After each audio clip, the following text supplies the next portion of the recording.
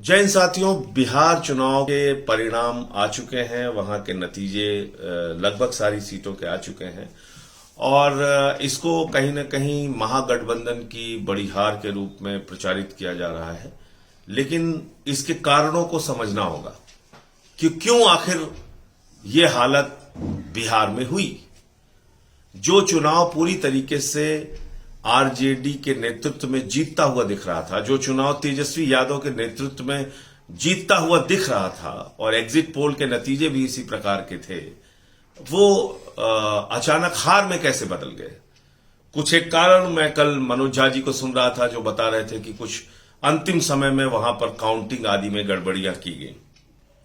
लेकिन इससे भी बड़ा सवाल यह है कि आखिर कांग्रेस पार्टी ने 70 सीट ली क्यों बिहार के अंदर, जब उनकी सांगठनिक क्षमता नहीं थी, जब उनकी चुनाव की तैयारी नहीं थी, जब उनके पास चुनाव जीतने के लिए अच्छे प्रत्याशी नहीं थे।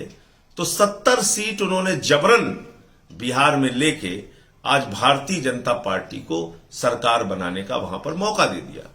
यानी भारतीय जनता पार्टी की नफरत की राजनीति, सांप्रदायिकता की राजनीति, बांटो की राजनीति, हिंदू मुसलमान की राजनीति, बांटो और राज करो की राजनीति, जो एक राज्य में, एक बड़े राज्य में, हिंदुस्तान के बिहार जैसे राज्य में रुक सकती थी, आज कहीं ना कहीं फिर से बीजेपी की सरकार वहां बनने जा रही है।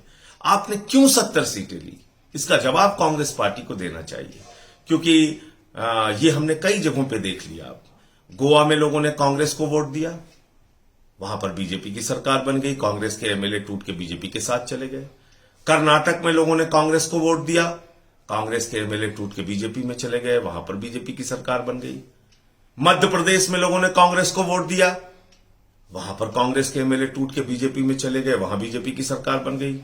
बिहार में जबरन 70 सीटें कांग्रेस पार्टी ने ले ली, वहां पर बीजेपी की सरकार बन रही है।